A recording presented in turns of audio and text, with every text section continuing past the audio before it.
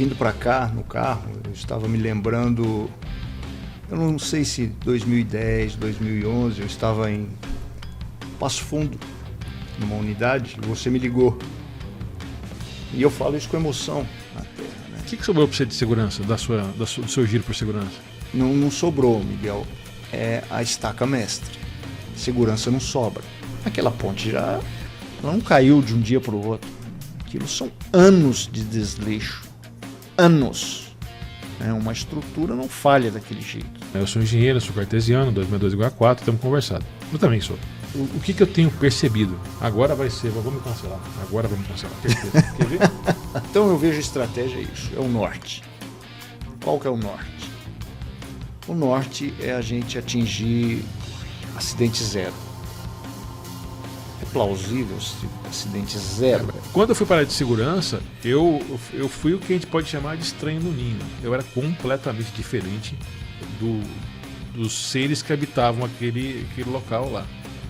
Eu vinha de outro estado, de outra empresa, de outra formação. E eu fui duramente sabotado.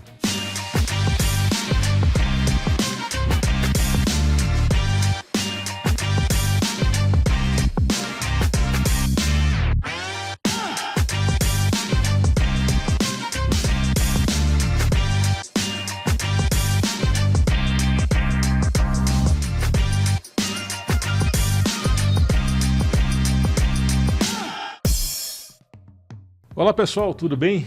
Bem-vindos aos que nos acompanham desde sempre. Muito obrigado pela companhia, aos que chegaram agora, mais uma vez bem-vindos. Esse era o Farolcast. Nós conquistamos muita experiência com um programa que se dedicou a entrevistar e passaram por aqui grandes amigos dessa empresa, colegas de trabalho, pessoas em que nós nos inspiramos. E o Farolcast cumpriu a missão de nos ensinar no mundo do entretenimento, vamos chamar assim, digital, e foi muito importante para isso. A decisão de deixar o Farolcast num lugar separado e começar o que a gente chama hoje de Farol Talks aconteceu porque a gente precisava mudar o estilo do relacionamento entre esse que vos fala, Miguel Ângelo Castro, Miguel Castro, como queiram, e aqueles que nós trouxemos aqui.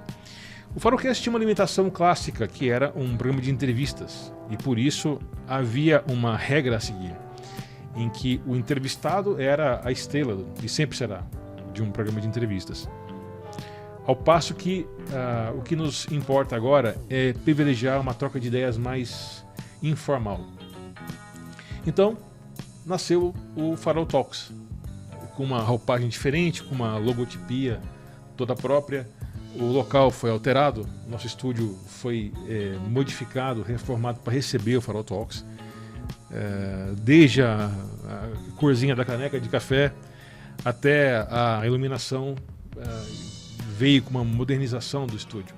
Portanto, eu queria dar com vocês as boas-vindas ao Farol Talks e anunciar o nosso primeiro convidado, que estreia a série do Farol Talks já no fim de 2025, meu amigo pessoal, meu chapa, Hélio Danese.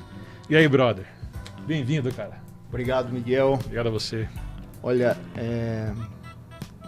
vindo para cá, no carro, eu estava me lembrando, eu não sei se 2010, 2011, eu estava em Passo Fundo, numa unidade, e você me ligou. E eu falo isso com emoção, tá? Eu falo isso com emoção. Você me ligou e falou assim: cara, eu tô com vontade de empreender. 2012. 2012. Agosto de 2012. Isso é bom de dar. E eu disse pra você, Miguel, vai, cara. Tu é capaz, tu tem experiência, tu tem uma família bacana, estruturada. Eu me lembro exatamente onde eu estava nesse dia. Eu também me lembro onde eu estava. Em Passo Fundo. Eu estava em Itiquira, Mato Grosso. Nossa. Sul do Mato Grosso. Eu era o diretor de operações de uma empresa de calcário, uma binacional de calcário. Foi meu último posto ocupado antes de começar com a Farol Engenharia. Pois é, eu me sinto responsável. Você é. um dos responsáveis, ou responsável não, um dos responsáveis, né, por tentar impulsionar isso, e hoje eu vejo como a Farol o que a Farol se tornou, e eu me sinto muito orgulhoso de estar aqui, eu me sinto muito lisonjeado por esse convite. Não sei se eu posso contribuir muito, alguma coisa a gente sempre contribui. A próxima hora dirá. Com certeza. Danese, eu vou contar pro pessoal como é que eu te conheci. O seu nome sempre foi meio lendário. Você é uma figura conhecida na nossa... Para o bem e para o mal, né? Para o necessário. Eu te conheci primeiro por fama, depois pessoalmente. Talvez você não se lembre disso, tem que ver. Mas o pessoal que não sabe, nós fomos juntos por razões diferentes. Eu estava numa unidade, você estava em outra, você estava em Mairim, que eu estava em Uberlândia. Isso. Nós fomos para Buenos Aires participar do que era o então incipiente programa de confiabilidade. Até então, 24 anos atrás, foi 2001. 2001, justamente. Nossa. Até então, confiabilidade era um termo que ninguém conhecia. Tanto é que nós fomos fazer um curso de RCM, Reliability Centered Maintenance. Isso. Manutenção centrada em confiabilidade. E eu vi aquele camarada conversando ali numa das noites que a gente passou lá em Buenos Aires, e disseram, aquele que é o Danese.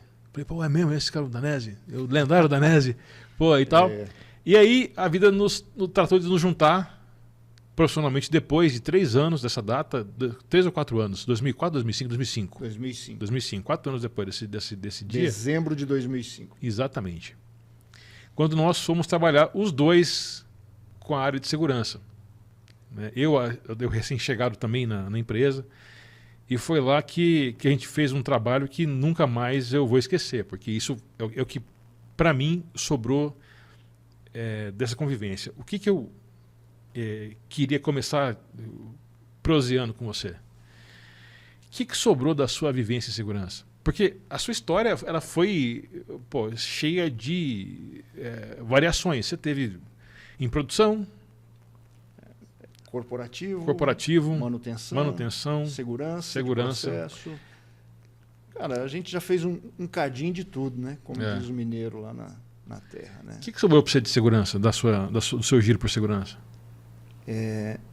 Não sobrou, Miguel. É a estaca mestre, né? Segurança não sobra. Essa semana eu levei para a empresa que eu trabalho um curso de TPM. Curso não, uma introdução ao TPM. Vamos conhecer o que é o TPM. E um dos pilares do TPM é segurança. TPM, para quem não conhece, é Total Productive Maintenance. TPM. Manutenção produtiva total, né? É um programa que nasceu nos anos 60 no Japão, foi muito difundido no Brasil nos anos 80.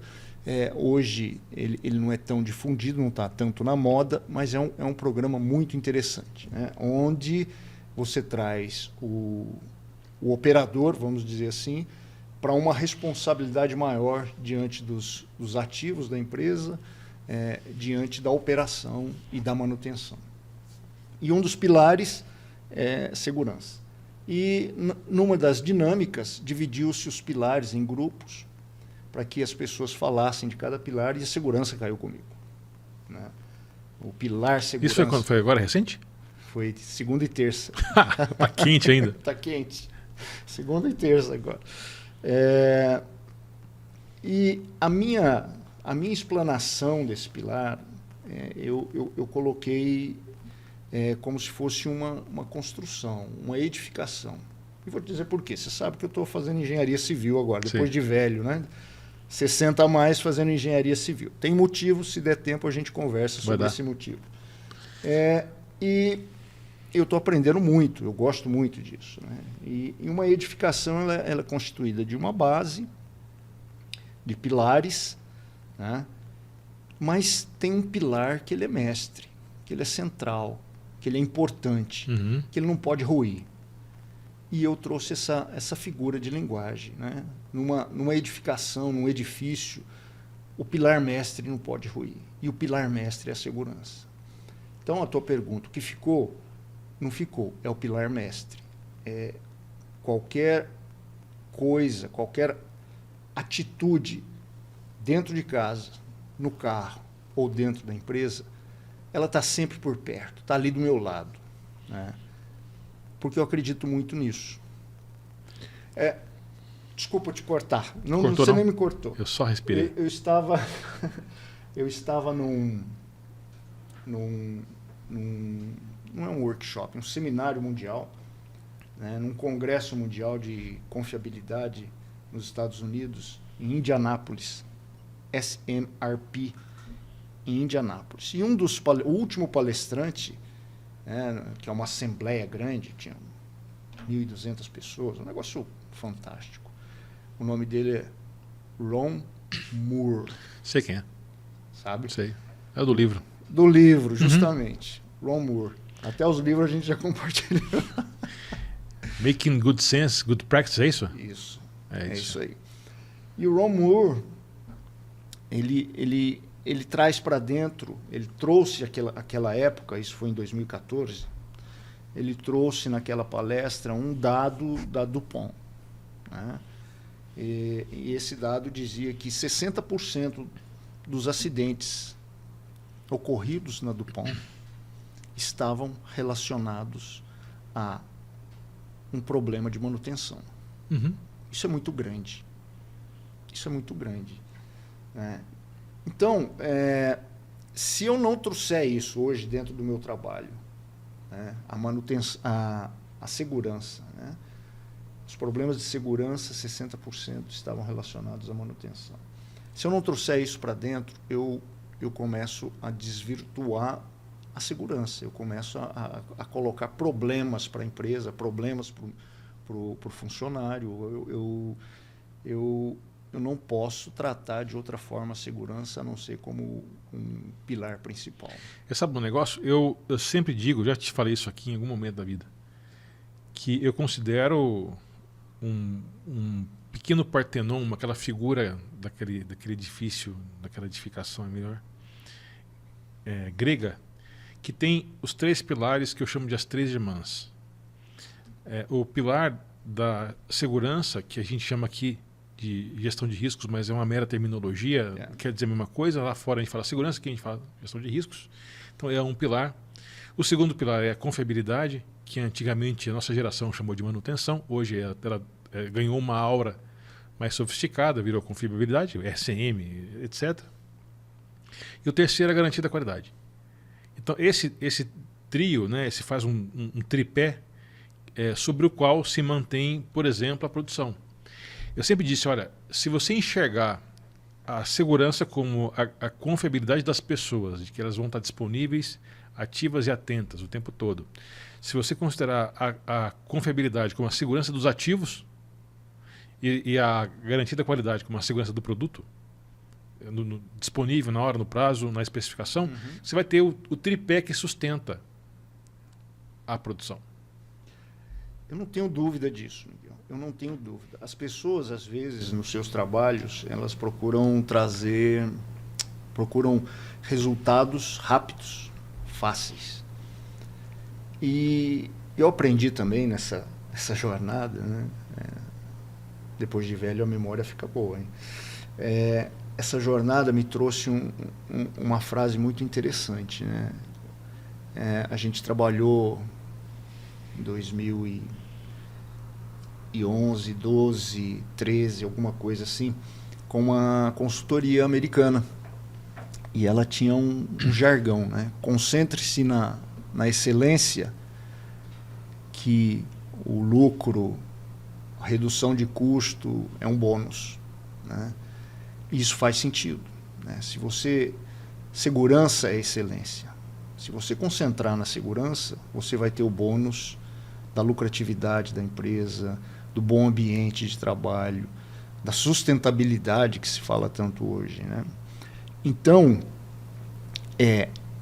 não perder o foco, haja o que houver, não perder o foco da segurança. Não tem nada que seja necessário ser feito sem segurança. Lembra dessa frase, né? Lembro. Ela foi talhada e retalhada por muita gente. Você sabe que quando a gente quando, um pouco antes de você, eu fui formalmente para a área de segurança, né, e foi uma mudança radical na minha vida, eu nunca imaginei. Eu vou separar um Farol Talks para contar a história da minha migração. Né? A minha ida para a segurança foi um acidente.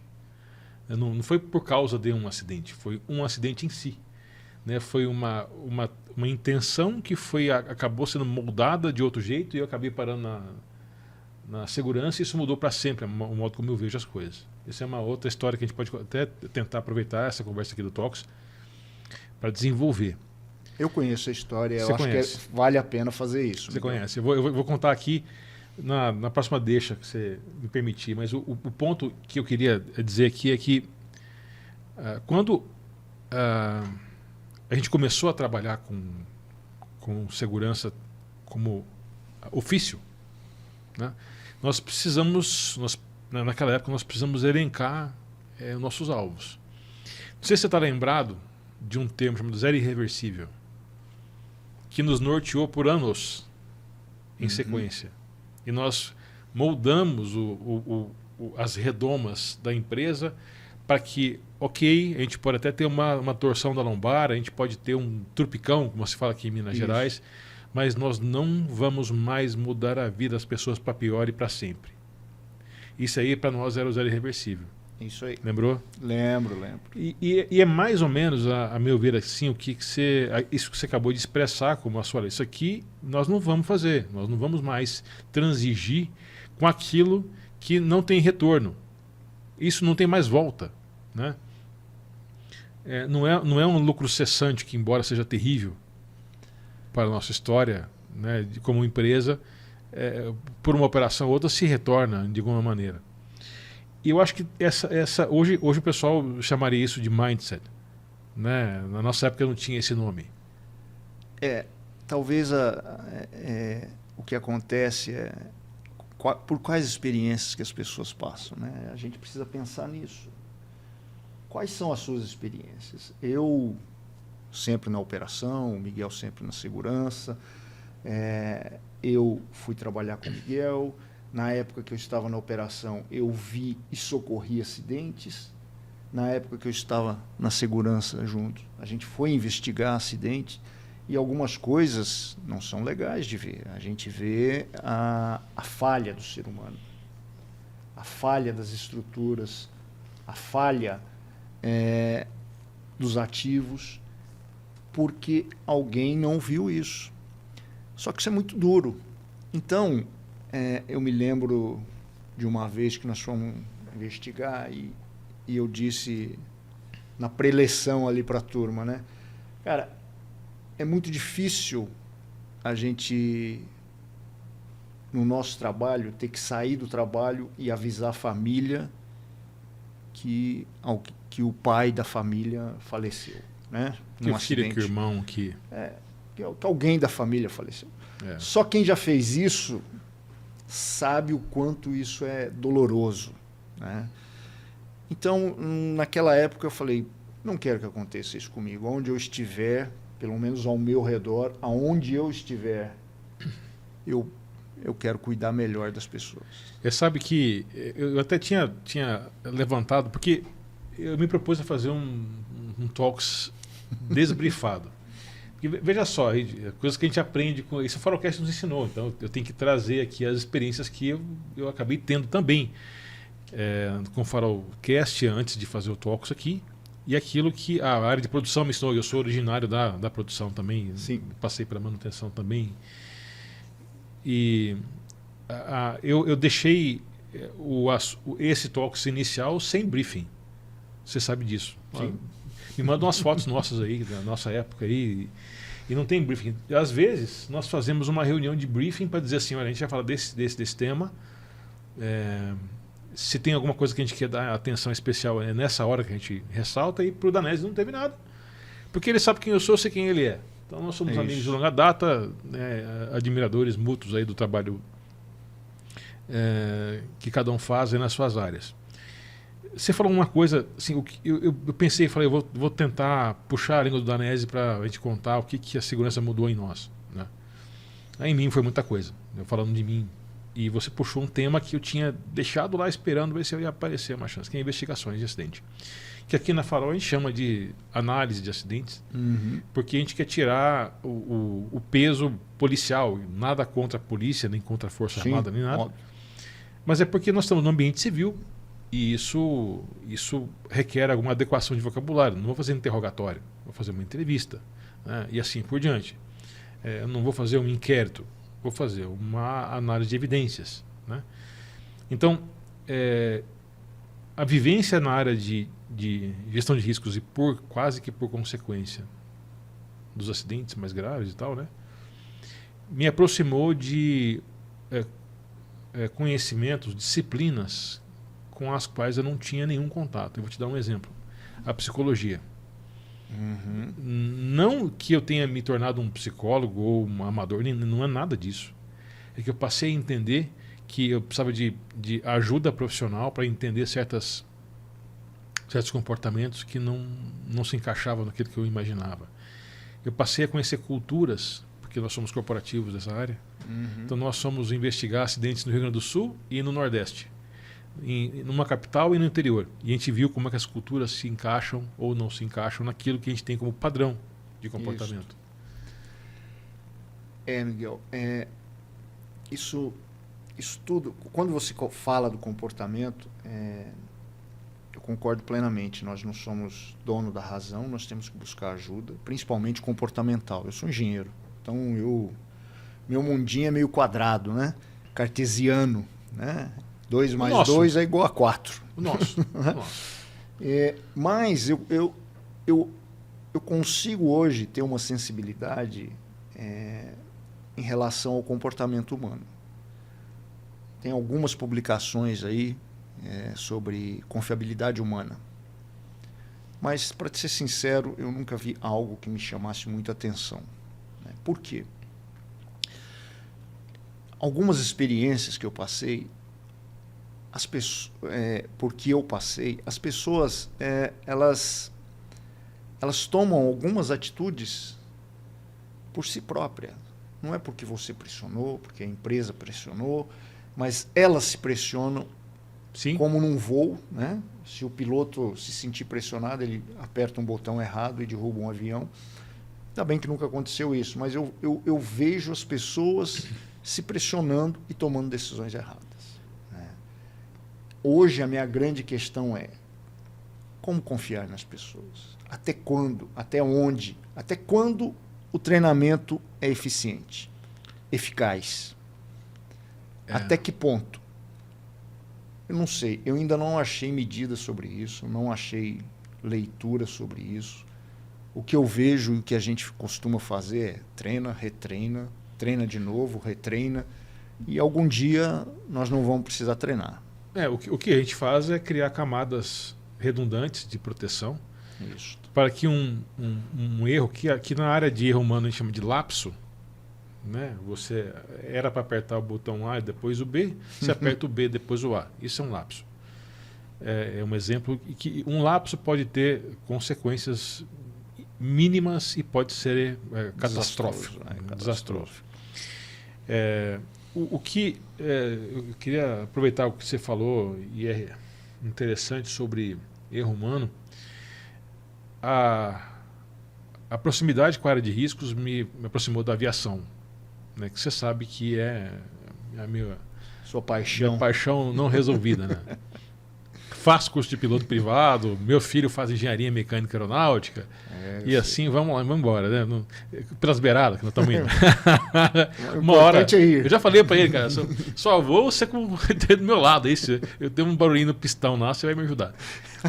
Pô, o avião é bacana, né? Bom, hein? Mas tem um avião a pistão, sim, bicho. Sim, eu sei. É muito.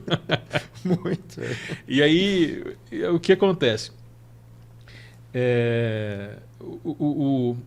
Essa proximidade com a área de riscos e decisões humanas e lapsos, violações, me apresentou um conceito que até então eu não conhecia, que hoje eu adoto mentalmente, que não existem falhas elétricas nem mecânicas. Há sempre, nem de material, para ser mais completo, né? É sempre uma falha humana. E erro, um acidente é, por definição, não intencional. Com certeza. Não intencional e não é ato divino. Então, a gente exclui tempestade, furacão, enchente, tsunami, né, terremoto, etc. Isso para a área de seguros. Eu estou sendo mais um pouco mais aberto assim, mas é meio restrito para a área de seguros esse conceito. E essa proximidade com a falha humana me fez procurar as motivações. Né? Tá aqui, ó. Eu me inspirei nesse cara aqui. Esse aqui é o livro do Bird, do Frank Bird. Famoso Frank Bird. Que para mim foi uma alicerce de muito do que eu aprendi. Né? Houve muitos outros que eu segui depois. Mas o trabalho do Bird para mim foi basilar. É nele que eu me inspiro. E você falou sobre as motivações humanas. Né? E por investigar grandes acidentes, a gente faz isso com muita frequência. Infelizmente mais do que eu gostaria. Se eu tivesse que dizer, não, eu não quero investigar, porque me dói, assim como você citou no começo, ver a tragédia humana. Né? Mas alguém tem que fazer, Miguel. Alguém tem que fazer. E nesse trabalho de entender as motivações humanas, que é obrigatório, né, que seja feito numa investigação, você encontra os labirintos das tomadas de decisão, você encontra influências externas que você não imaginava existirem. Então, eu já tenho bem mais que 30 ou 40 acidentes graves investigados aqui na história da Farol, e na minha história pregressa, quando eu ainda era um empregado, né, um lobisomem juvenil. CLT. Quando você eu era polido. Um CLT. E eu passei a ver com muito mais cautela atitudes que eu, na minha juventude profissional, iria classificar como sendo negligência ou imperícia. Mas eu criei uma frase que às vezes eu falo para as pessoas que eu trabalho, né, sobre confiabilidade, etc. Confiabilidade é uma questão de disciplina. Sem dúvida. Você sabe muito bem que os checklists para um piloto, eles sempre... São a alma da aviação. Começa da esquerda para a direita, ele nunca vai começar da direita para a esquerda, né? Ele nunca vai começar do centro para a direita e voltar para a esquerda. Né? Isso chama-se disciplina. E a coisa que o ser humano reluta é em ter disciplina. Né? As organizações têm alguma disciplina, mas não têm uma disciplina forte. E nós, como brasileiros, somos mais disciplinados ainda. A nossa cultura é a cultura indisciplinados. É a cultura da indisciplina. Né? Se você conversa com um engenheiro alemão, ou se você olha para o povo japonês, né, o oriental, na maioria das vezes, mas o japonês em si, eles têm uma disciplina muito forte. Né? Então, isso molda uma cultura, molda um resultado em termos de confiabilidade, de segurança, que sustenta as empresas, os negócios, a sociedade, tudo isso. Né? Eles vivem com menos sobressaltos. Né? Você pega Brumadinho, aquelas coisas horríveis que aconteceram, mataram centenas de pessoas. Cara, isso é indisciplina. Né? Isso é falta de uma disciplina organizacional em resolver e tratar problemas. Falta de uma disciplina organizacional para prevenir problemas. Né? Para olhar lá na frente e dizer, isso pode acontecer. Então, existe a cultura brasileira, né?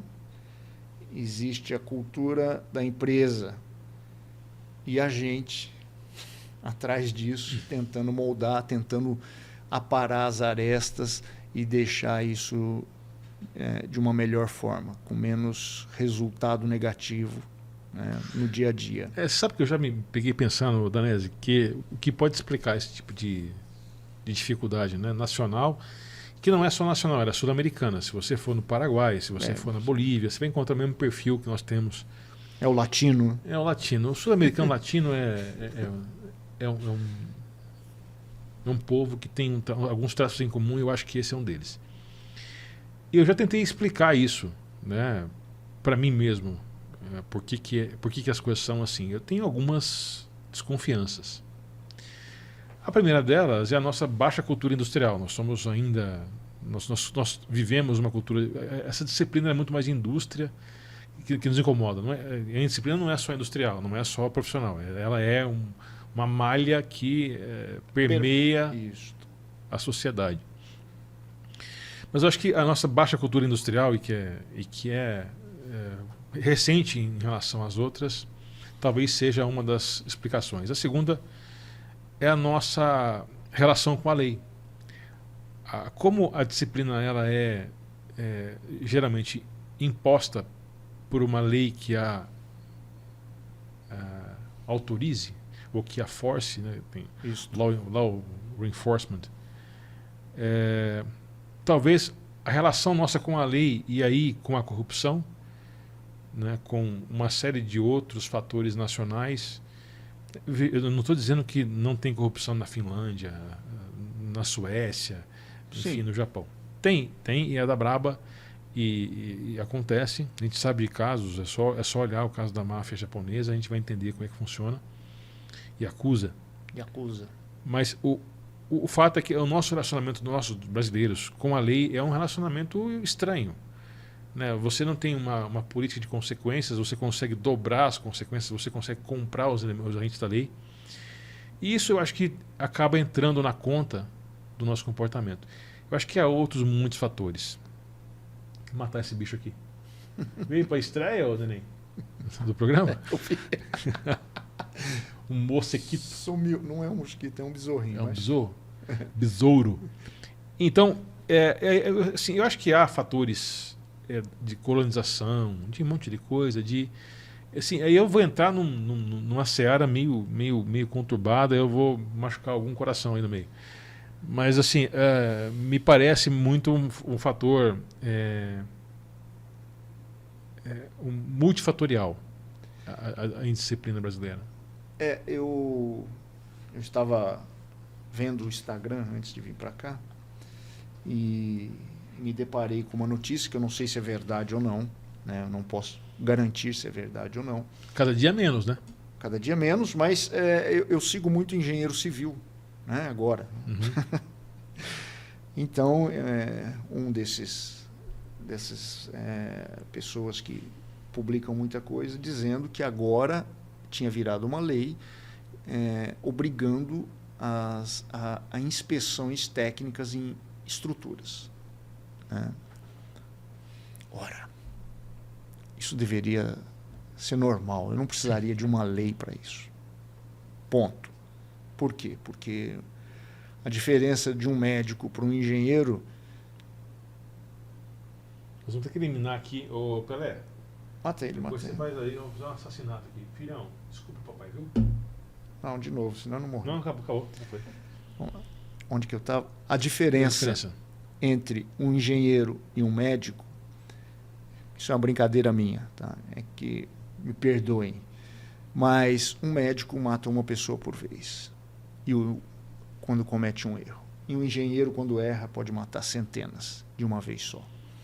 Né? Isso não é bom nem ruim, é uma constatação. Então,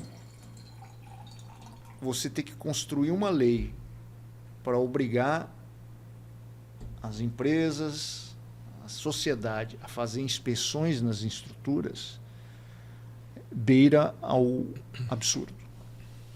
Né? Nós tivemos casos aqui recentemente, acho que o ano passado, daquela ponte que caiu ali no norte do país. Sim. Aquela ponte ela não caiu de um dia para o outro. Aquilo são anos de desleixo. Anos. Uma estrutura não falha daquele jeito. Né? De repente, sem um terremoto, sem um vendaval, alguma coisa assim.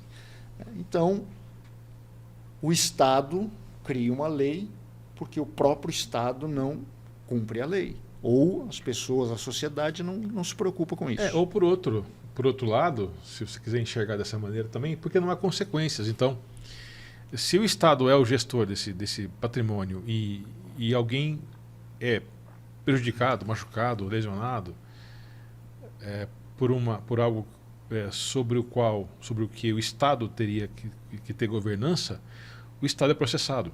Então você vê lá, né, o caso de fulano de tal versus o Estado de Manhattan, lá, o Estado de Manhattan, né? Manhattan é uma cidade. E você vai ver que grande parte do nosso problema é em relação à nossa relação com a lei.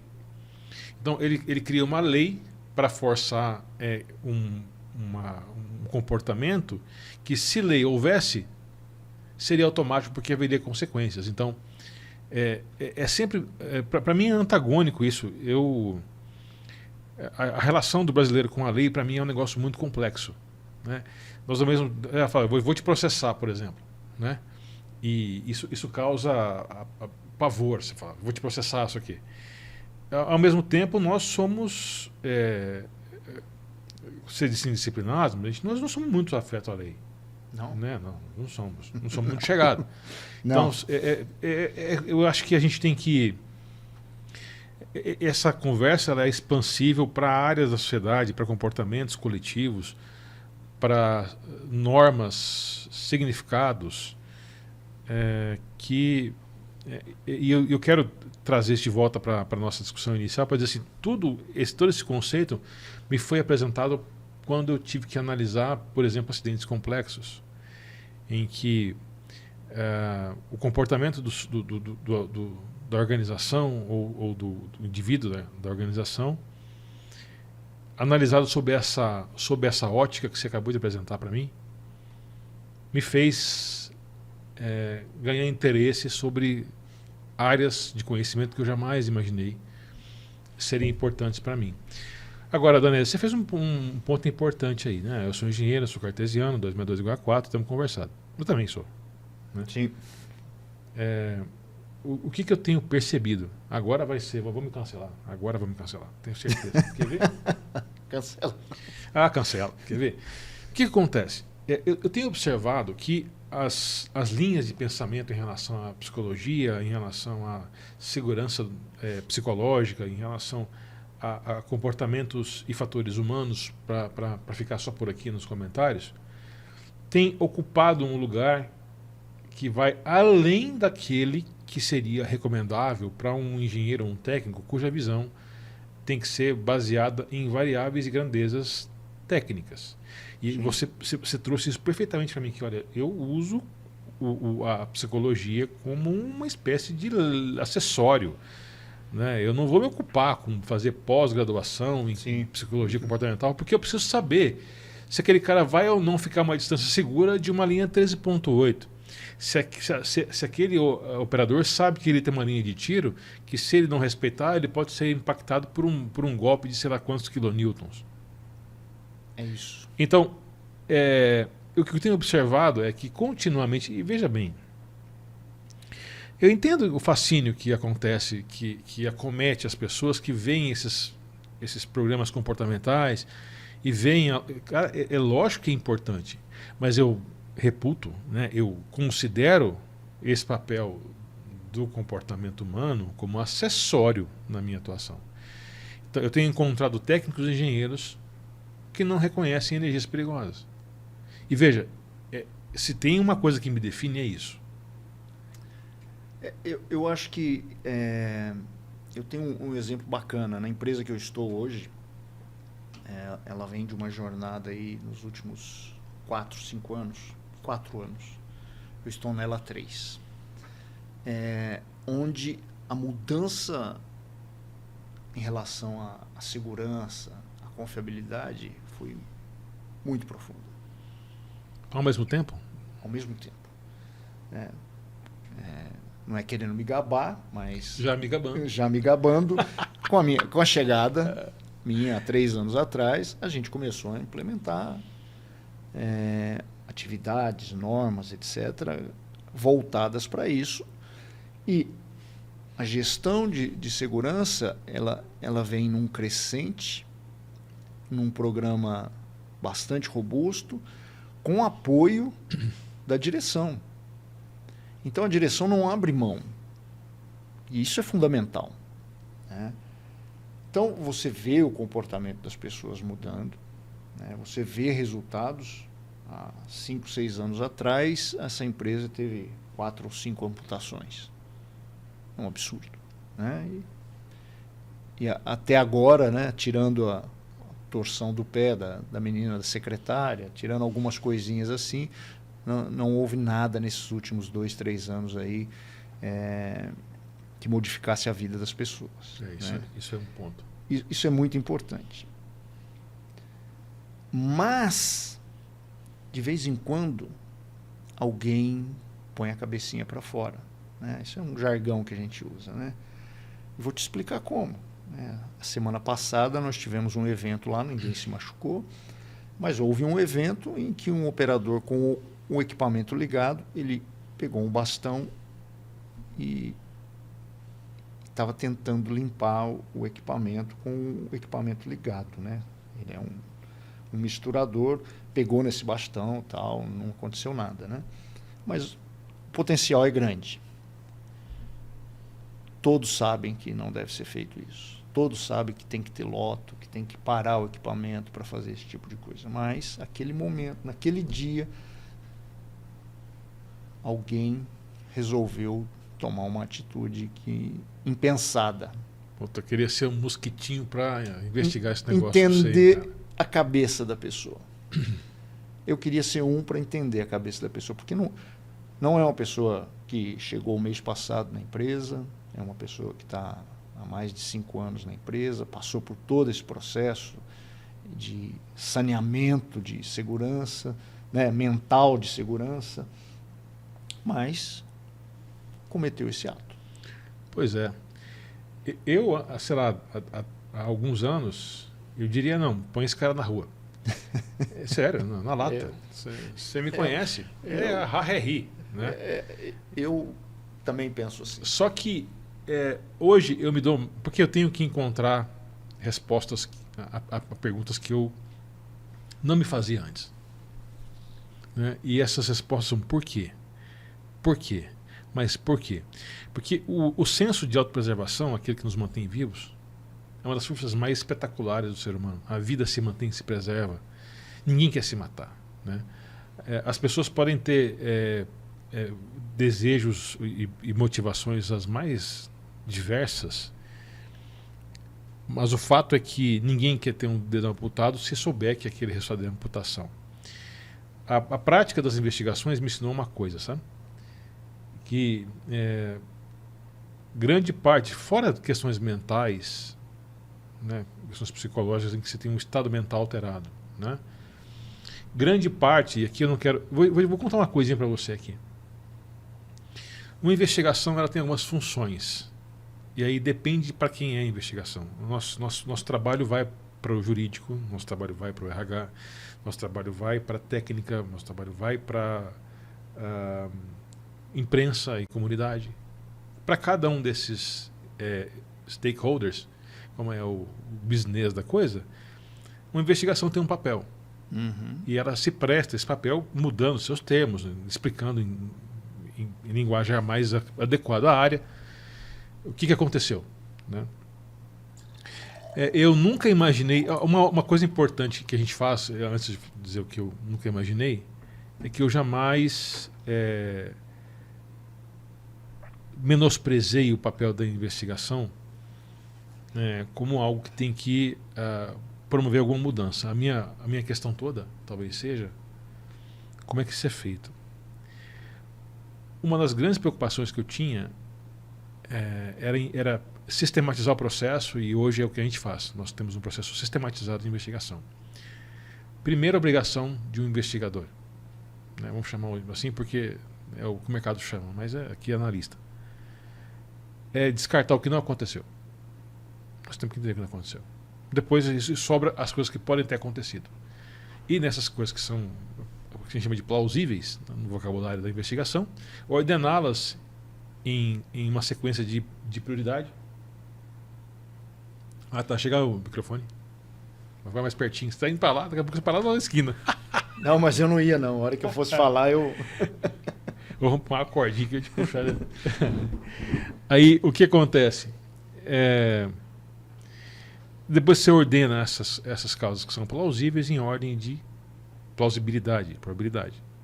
E enxerga aquelas que podem ter acontecido e destacam as ações corretivas, e aquelas que poderiam ter acontecido, mas não aconteceram, você também destaca um pelotão de ações. Então, basicamente, é isso que a gente faz. Uhum. Eu nunca imaginei, Danese, que eu fosse encontrar um acidente com sabotagem. Sabotagem grosseira, né? Mas tem uma explosão de um tanque que levou junto o sabotador. Coitado. Quando a gente vai entender, e aí os porquês foram lá longe. Por quê? Então, Miguel, nesse acidente que eu te falei, quase acidente, um acidente, né? Do bastão dentro do equipamento, né? Isso me remete lá atrás também, na questão da confiabilidade, onde eu aprendi que confiabilidade começa na concepção de um projeto. Sem dúvida. Então, por muito tempo, construiu-se casas, prédios, pontes, processos, indústrias, sem pensar muito no que aconteceria no day after, né? No dia seguinte, né? Porque eu estava pensando o que eu poderia fazer, estando numa área de manutenção, que evitasse que isso acontecesse de novo. Porque não é a primeira vez, é a segunda, ou terceira, ou quarta vez, né? O que eu poderia fazer? As alternativas são muito pequenas, a não ser as medidas administrativas e a confiança na pessoa. Não tem muito o que fazer, por característica de processo, característica de equipamento, sabe, os valores envolvidos para fazer alguma modificação são assim astronômicos. São astronômicos, e às vezes a empresa não está disponível, ela prefere disponível a gastar, ela prefere o quê? A colocar barreiras administrativas, que é o que tem se colocado, né? Então, eu gosto muito de lembrar quando eu fui em Suape a primeira vez. Lembra de Suape? Claro. Chegou aí na fábrica ali de Suape. As duas. Um moinho eu não fui. E eu gostei muito da planta, porque era uma planta bonita, né, na beirada do mar ali, no porto. Uma visão ali fantástica daquela planta, né? E eu me lembro que eu gostei muito dos corrimãos. Não é corrimões, né? Corrimãos. Tô certo? Opa! E porque eles eram feitos de aço inox, polidos. Polidos, 316L. Bonitos. Porque você está na beira do mar, né? Corrói tudo, o aço. E eu lembro que nós almoçamos e o restaurante ficava no segundo andar, e ali tinha uma área de lazer ali, né? Tinha uma mesa de ping-pong, onde as pessoas jogavam ping-pong, sentavam em alguns sofás, e eu encostei no guarda-corpo ali, né? Já não era mais corrimão, era o guarda-corpo do segundo andar, em aço inox, e olhei para baixo, olhei na estrutura, e ele estava preso no concreto com um parabolt de aço galvanizado. O problema do projeto vira um problema de manutenção, que vira um problema de segurança. Sim. Então, esse afã de fazer as coisas correndo, de não se pensar nos detalhes, né, de economizar algum dinheiro pequeno, te leva lá na frente, né, te leva a construir uma armadilha que pode ser fatal em algum momento no futuro. Né? E é isso também que aí vem na mente, né? Por que nós somos assim? O porquê as empresas fazem assim? Aonde está a falha disso tudo? Né? São as perguntas. Por que alguém lá atrás, eu não sei quem construiu, não sei quem pediu, nunca pensou nisso? Se eu estou fazendo um corrimão de aço inox, é só para pegar um exemplo bobo, né? Na beira do mar, o meu parabolt tem que ser de galvanizado? É estranho. Eu hoje me perguntaria, porque o que acontece com a minha cabeça hoje é que meu pensamento vai em várias direções. Eu estabeleço falha de projeto como causa possível, pelo menos plausível, descarto sabotagem, estabeleço, por exemplo, tentativa de economizar tempo e dinheiro, por exemplo, né, como acho possibilidade. Que é o eu descarto erro humano. Não, eu posso incluir, por exemplo, especificação de material incorreta, compra incorreta. Então você vai fazendo uma série de coisas. O que eu aprendi com histórias como a sua? A não centrar fogo só numa área. Quando eu encontro várias possibilidades, eu vou dando um tiro para cada uma.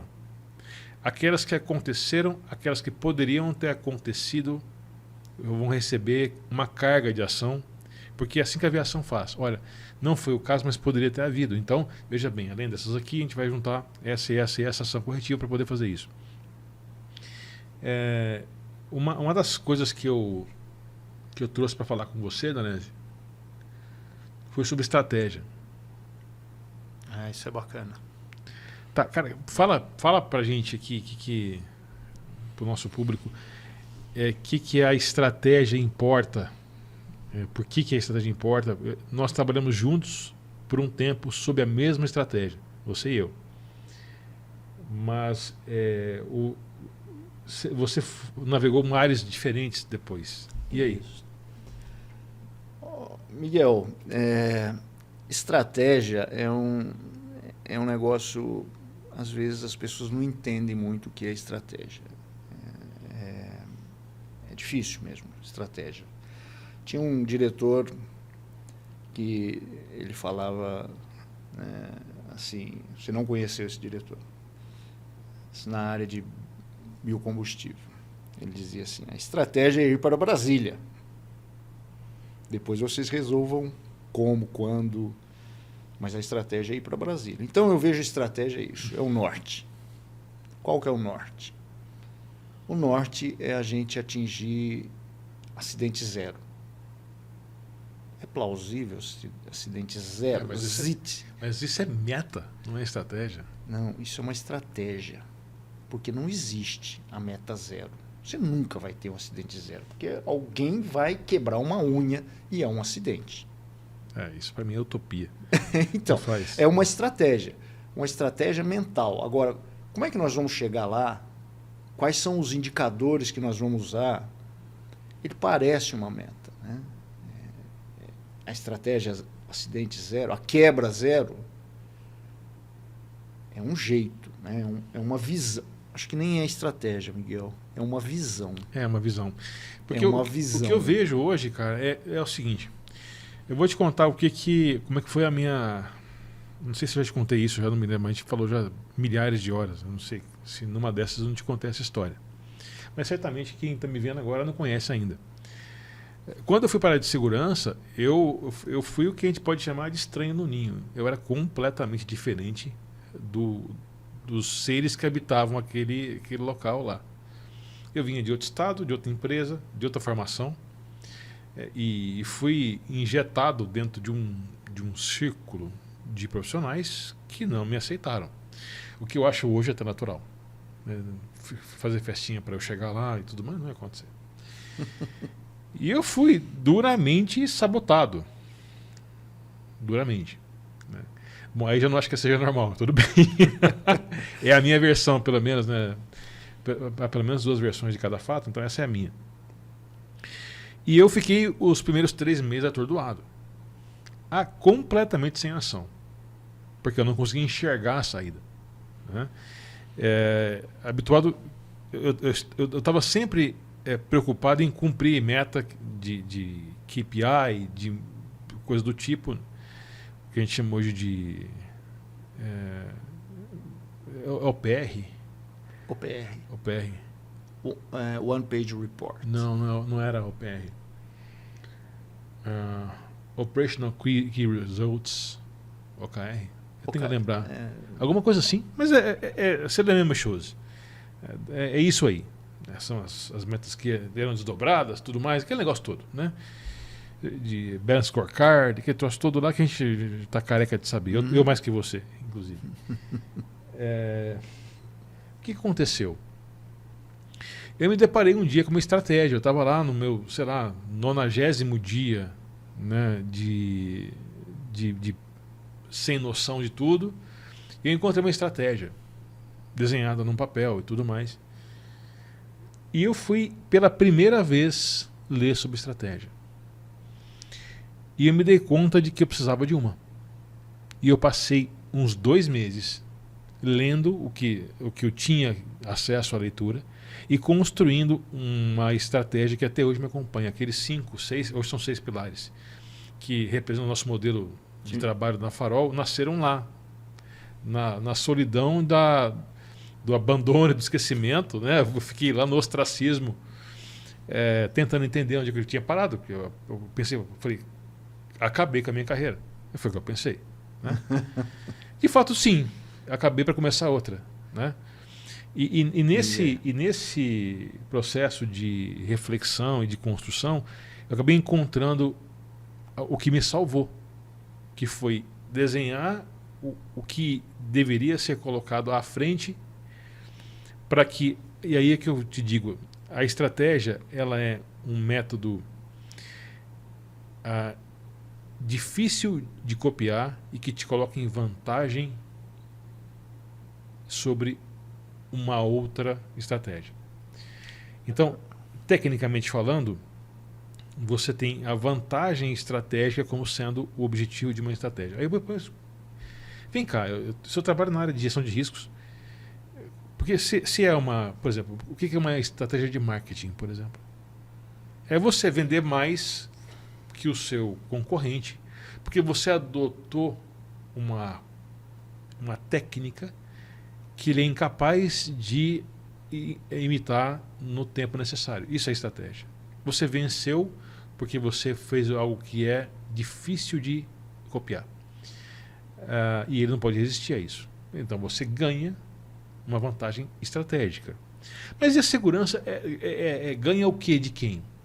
E eu encontrei 2 respostas para essa pergunta.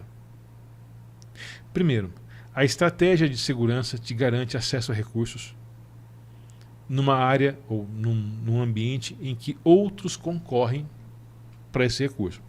Áreas não faltam. Você tem qualidade, você tem manutenção, você tem desenvolvimento, P&D. Então você tem e a estratégia da segurança é conseguir acesso ao financiamento, se não tanto quanto, talvez até um pouco mais, pela elaboração de um discurso correto, pela demonstração de resultados, pela prova de valor que ela tem em relação às outras áreas. E o que você fez aqui no começo, não dá para ser sem. Isso aí para mim é estratégico. Segundo, nós precisamos correr mais que o Ocidente. Eu vejo assim,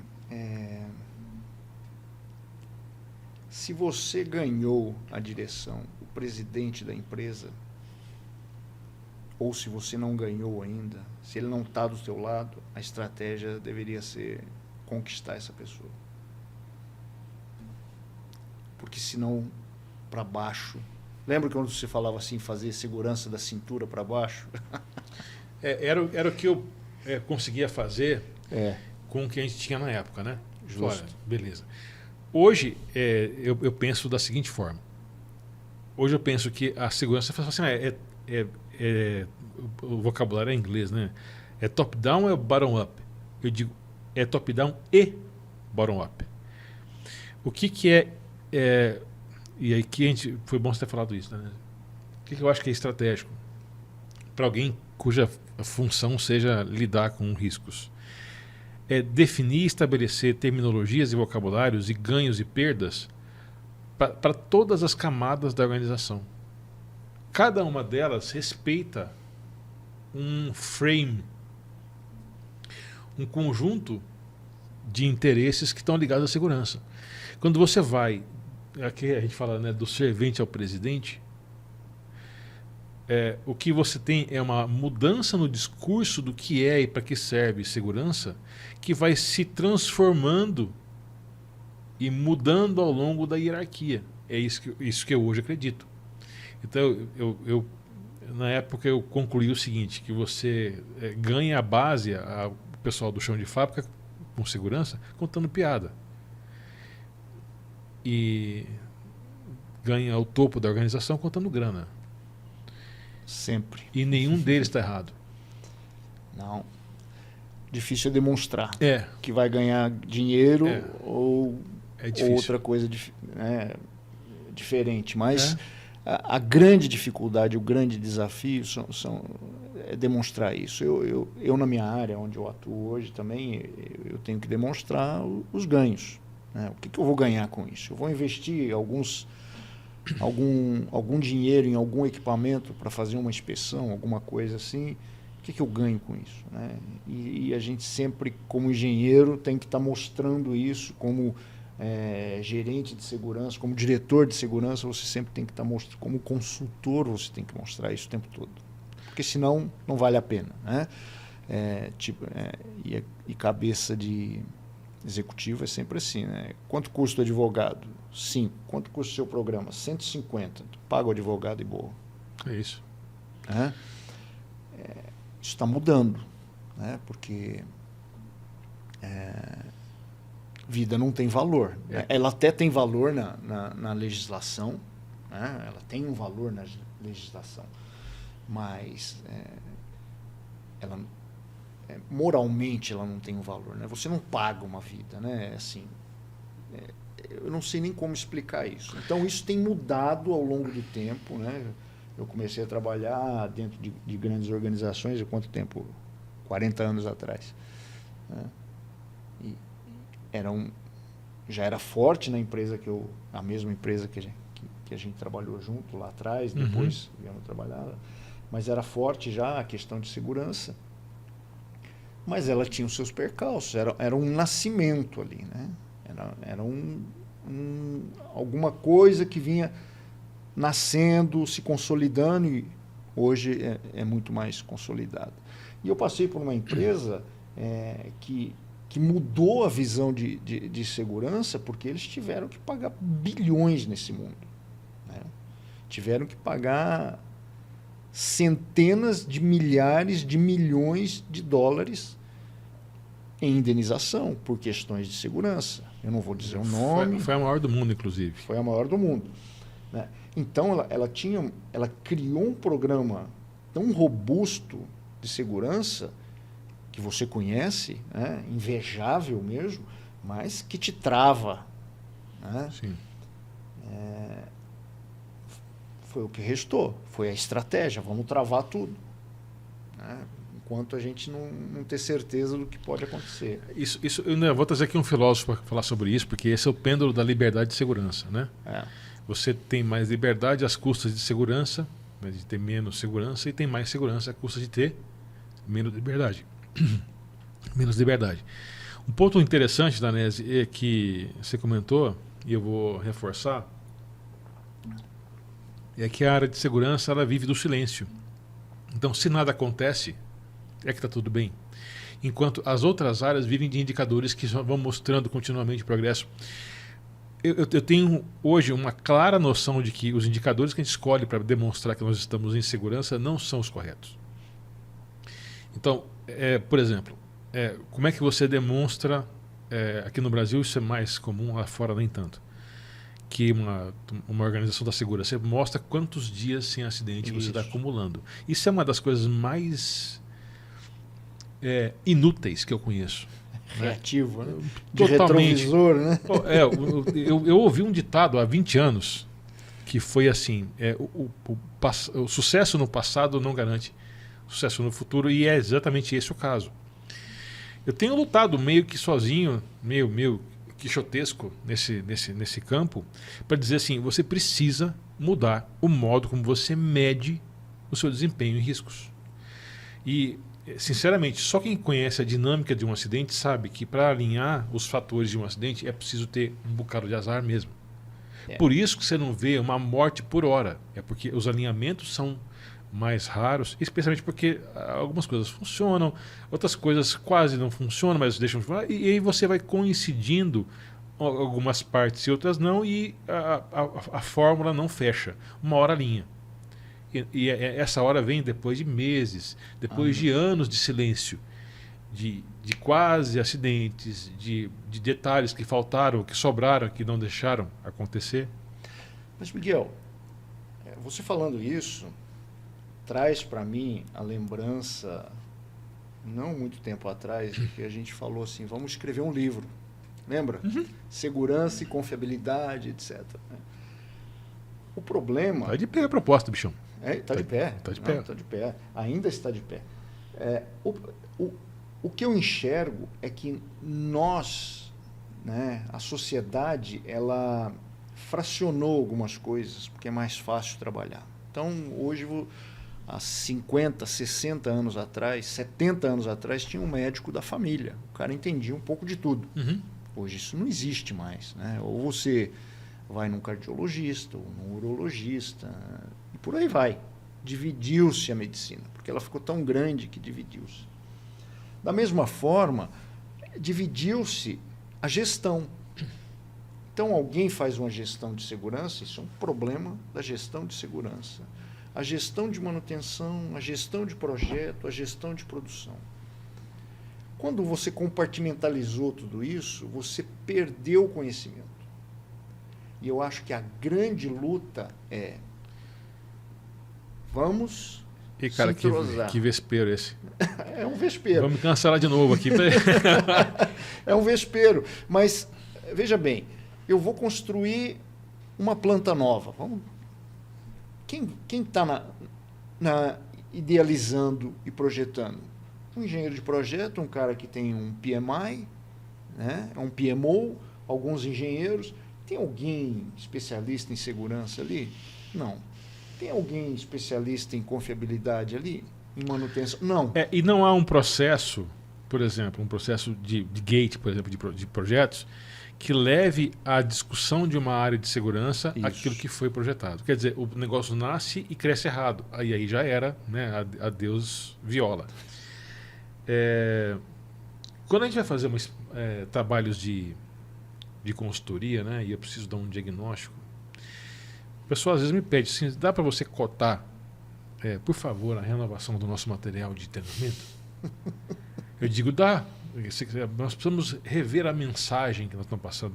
Eu digo, não, tudo bem, a gente vai rever. Mas nós temos ilustrador, temos vídeo 3D, temos uma maravilha de coisas aí. Pô, dá para ir muito longe. Mas deixa eu te fazer uma pergunta aqui. A mensagem eu entendi que tem que ser renovada, mas quem que é o mensageiro? Não, nós temos uma equipe de terceiros, técnicos terceiros, que vão fazer só isso. Eu digo, não vai funcionar. Não vai. Não vai, porque se você não fizer isso, se você não reintegrar, se você não reassociar o líder à mensagem de segurança que na voz dele tem 10 vezes mais peso, você não vai conseguir. Da mesma maneira. Outro dia eu fui parado por uma técnica de segurança, uma moça muito gentil, com a qual eu tinha tido um desentendimento numa das minhas idas. Aquele Miguel que você conheceu, às vezes ele reaparece de vez em quando. Não gosto muito que aconteça. Não, mas esse Miguel precisa aparecer. Hoje ele está 10% ou menos do meu tempo, muito menos que isso. Mas de vez em quando ele aparece. E eu conversei com ela, o assunto era a aprovação de permissão do trabalho. Né? Que a aprovação é feita onde o risco está. Sim. Isso é óbvio. E conversei com ela sobre isso e tudo. E ela veio me procurar para dizer, olha, eu pensei no que você me falou. Isso é raro de acontecer. E eu queria que você me ajudasse a mudar a minha vida para o caminho que você me indicou. Ela não tinha nada a ganhar com isso. Quer dizer, com ter se retratado, ou ter falado comigo sobre isso, não tinha nada. Ela foi voluntariamente até mim, 2 meses depois. Falou, então, eu queria que você deve estar com uns 10 materiais para ler do que... Eu estou dizendo isso para dizer o seguinte: a área de liderança da produção precisa assumir o encargo da liderança totalmente. O que quer dizer?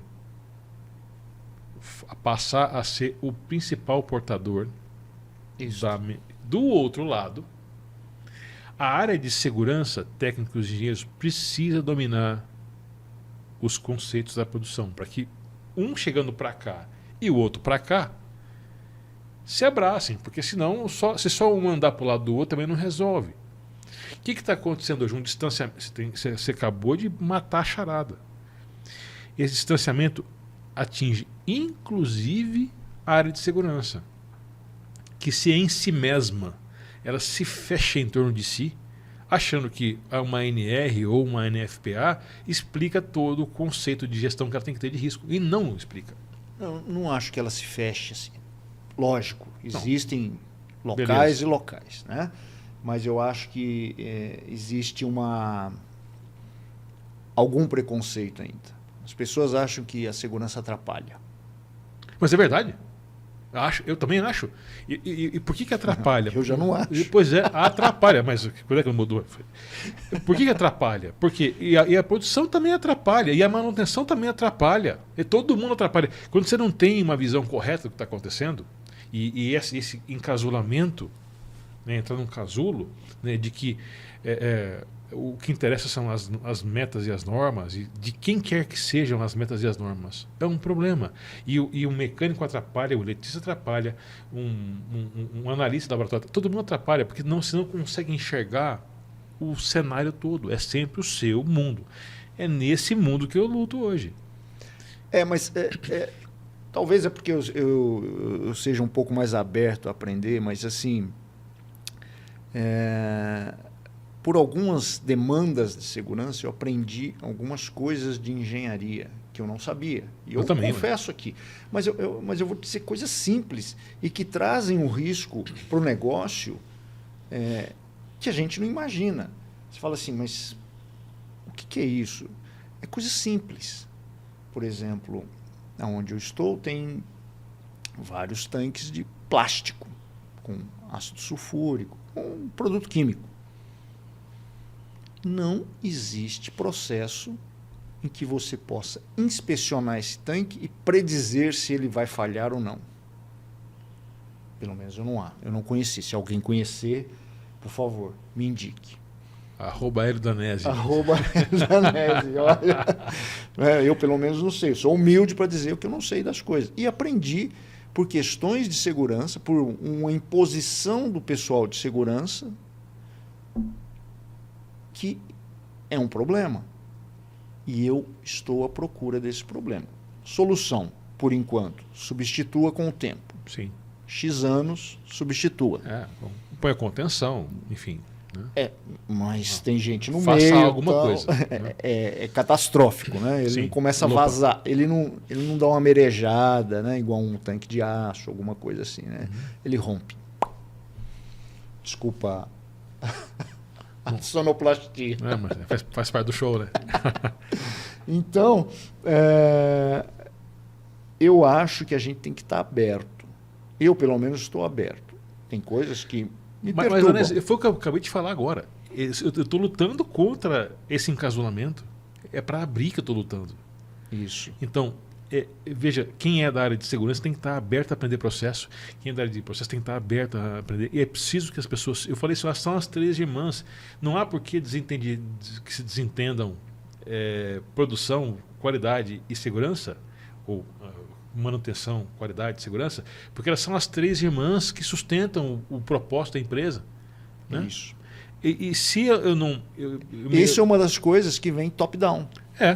Top-down. Isso não vai ser bottom-up. Vai ser top-down. Se a chefia não entender, não conseguir enxergar essa divisão, a chefia que eu digo é a direção, isso pode trazer consequências sem dúvida. Com o passar do tempo. Nefastas, às vezes. Concordo. E eu acho que esse amadurecimento, eu sempre me pego pensando que no cara que eu seria se eu não tivesse passado pela segurança como empregado e agora como consultor, né? Eu diria para você que a gente tem assunto para mais uns 3 podcasts. Parece. Não, é sério, cara. É sério, porque olha só. Por exemplo, hoje eu discuti com alguém, não me lembro agora quem foi que a gente me puxou esse assunto, do mal que consultores fazem às empresas em que eles trabalham. Não apenas pelo erro que eles podem cometer em relação ao diagnóstico, né, de apontar para a direção incorreta, né, de fazerem diagnósticos incompletos, por exemplo, né, de aceitar trocar a mensagem sem reforçar o mensageiro. Isso para mim é um erro. Para mim, dos mais crassos que podem existir. Mas é bom lembrar que um consultor, ele sempre faz o que uma empresa deveria saber fazer. Isso é uma definição. Yeah.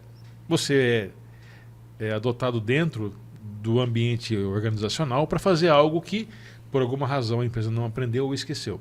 Dos dois, um. É isso? É isso. Um consultor responsável deveria, na minha concepção, entender que o prazo dele tem que ser curto e fulminante.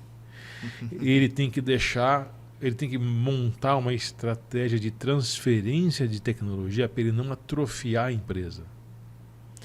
Como é que nós fazemos isso?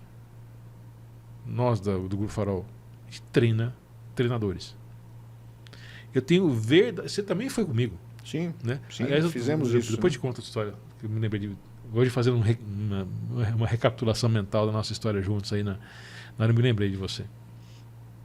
Nós éramos treinadores juntos.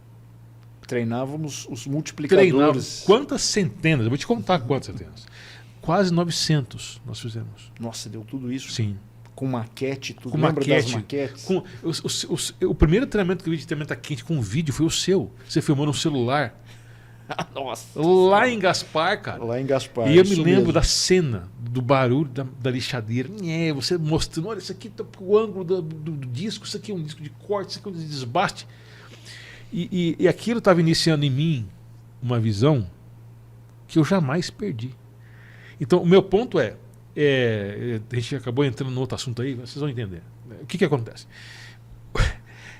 O consultor ele tem uma responsabilidade absolutamente inescapável, que é saber que ele foi adotado por uma organização que não sabe fazer aquilo que ele sabe fazer, então ele tem a obrigação de não errar o diagnóstico, né, de se esforçar para entender, se for uma investigação, ser profundo, se for um diagnóstico, ser completo.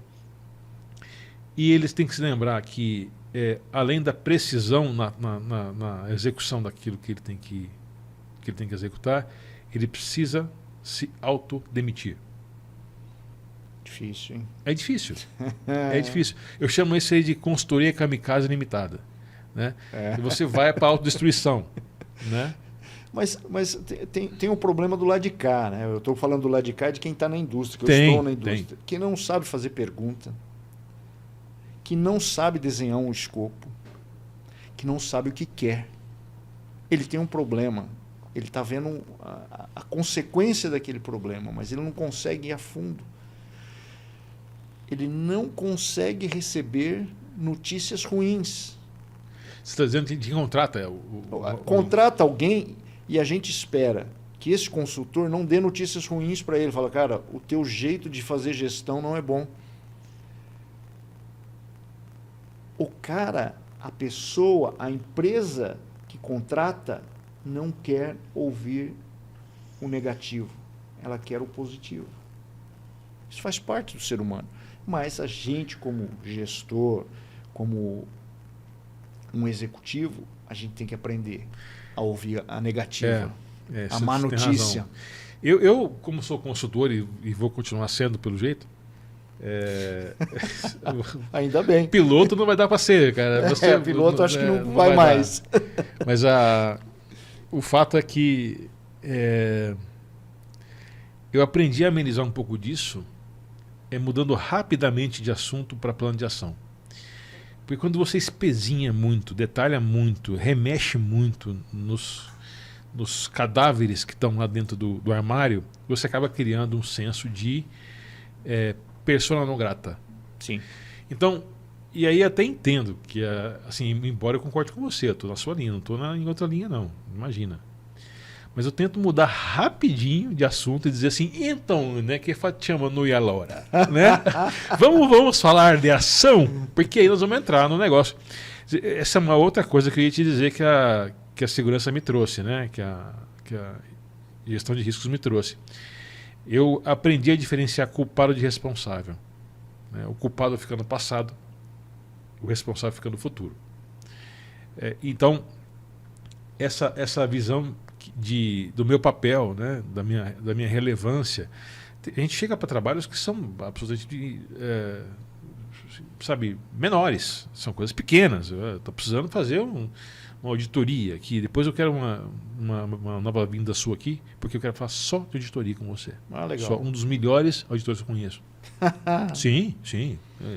Anotem aí, cobrem lá, @Danese, acha ele lá e cobra ele para vir aqui. Eu sei o trabalho que deu trazer esse cara aqui. Minha nossa senhora, gato pro banho. Então, ponto importante, nós vamos falar sobre auditoria, mas nem sei o que eu estava falando, mas o fato é que criar esse conceito de responsabilidade, culpa, entender o que é cada coisa, é ultra importante ser feito. Pelé, beleza aí? Beleza. Quem quiser vou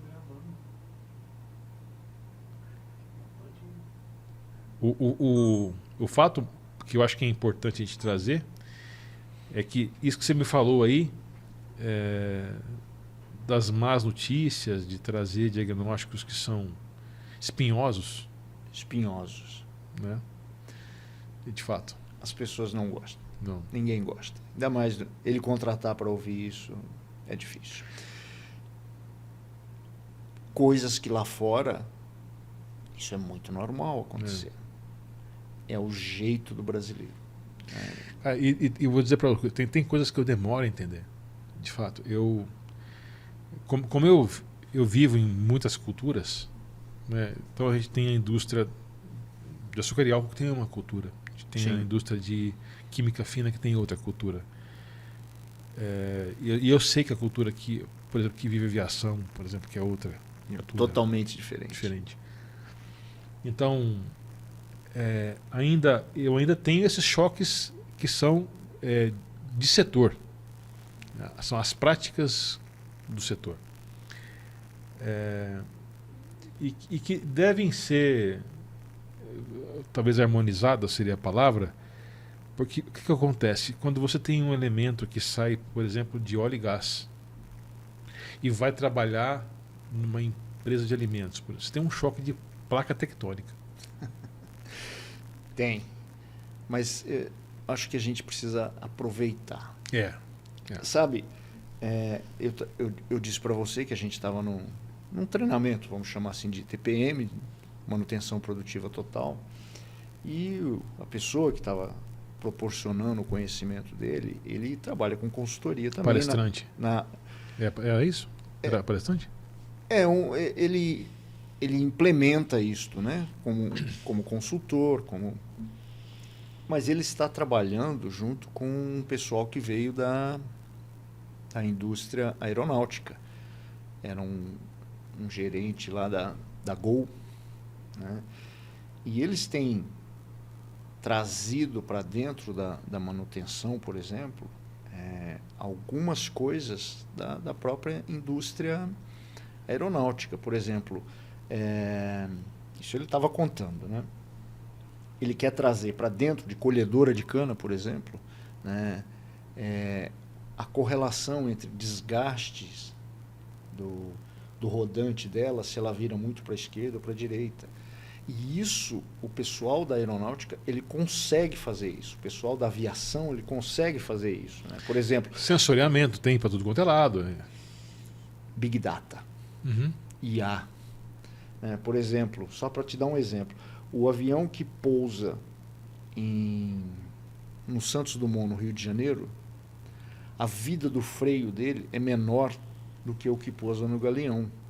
Então, de acordo com o número de pousos que ele faz no Santos Dumont, ele tem que trocar o freio. Então, cara, isso é informação brutal. E a aviação, ela não é condition-based maintenance, ela é time-based maintenance. A maioria das vezes. Né? Ou né? ciclo, né? Porque o tempo é ciclo. A maioria das vezes. Né? A estrutura do avião é condicional. Né? Ele tem que fazer. Mas desgastantes, pneu, essas coisas, né? O que desgasta, o consumível, vamos chamar assim, ele é base time, né? Base tempo. Né? Mas eles estão trazendo isso para dentro da indústria sucrocoleira. Isso é interessante. A pergunta que a gente tem que fazer é o que eu posso trazer da aviação para dentro da segurança? É isso. É isso.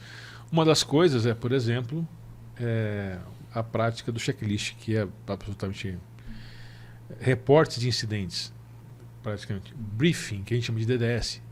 O briefing. Perfeitamente. Há outros, né? Por exemplo, um caso que eu vou ter que fechar aqui, senão o Pelé vai me matar aqui. Vamos ver já, então. Um dos casos importantes, 1h25 já de podcast, sabia que ia dar isso. E dá para ficar mais uma hora aqui. Quem é que treina um piloto? É um outro piloto. Isso está no nosso material de mensagem mensageira, por exemplo. Uhum. Quem é que treina um operador? Um técnico de segurança? Peraí, vamos lá. Não é que o técnico seja menos ou mais, mas o fato é que para treinar a operação eu preciso de um cara de operação. Quem é que treina trabalho quente? Um técnico. Mas por que o técnico de segurança faz isso? Não é por isso. Ele tem o seu valor e a sua importância claros e evidentes. Tem áreas que só eles dominam. Sim. Mas quem treina trabalho quente é um liberador de trabalho quente. É isso. E, além de tudo, além de ter a terminologia e as manhas, como a gente chama, ele também tem autoridade. E aí isso tudo isso é diferente no processo. Danese, eu quero te dar uma boa e uma má notícia, bichão. É a mesma coisa, você vai ter que voltar aqui, cara. Não, para mim é excelente, Miguel. Eu adoro essa conversa, né? Com você, então, a gente fica dias aqui. Dias, né? É o seguinte, isso aqui é a nossa nova caneca aqui do Farol Talks, que eu... Obrigado, Miguel. Obrigado mesmo, cara. Bom proveito. Como lembrança do primeiro Farol Talks, pode, deve. É o nosso primeiro Farol Talks. Eu queria... É uma honra estar aqui. Aí, ó. Essa canequinha. Queria agradecer a você, Danese, por ter vindo aí para inaugurar o nosso Farol Talks. Acho que a gente cumpriu a missão. Espero que sim. Eu acho que Espero sim. que quem nos verá fique satisfeito com o que ouviu. Tem muita coisa polêmica aí. Né? Tem muita coisa polêmica. E a nossa intenção aqui é talvez provocar um pouco de reflexão, até pela dúvida do que nós falamos, né? Pela discordância, mas ainda assim reflexão. É isso. Né? Isso é o mais importante. Você não discorda, e para discordar, se você não concorda, para discordar você precisa pensar e refletir. Mas isso não é isso que o Danese falou, que o Miguel falou, não é bem assim. Isso não é a regra, isso não é. Enfim, ainda assim, eu acho que é uma reflexão útil, é um pensamento importante para todos nós. Obrigado, Miguel. Danese, Deus te acompanhe. Obrigado mais uma vez. Um abraço forte em você, na família, que eu gosto muito. Tá dado, obrigado. Sucesso, eu sei que você já tem, mas um pouquinho mais é bom também, né? Grande abraço. Amém, ameia. Valeu, irmão. Vai com Deus. Vai com Deus. Pessoal, obrigado pela audiência, pela companhia, pelos comentários que virão com toda certeza, porque que nós falamos aqui foi bastante coisa. E até o próximo Farol Talks. Até mais, pessoal. Um abraço.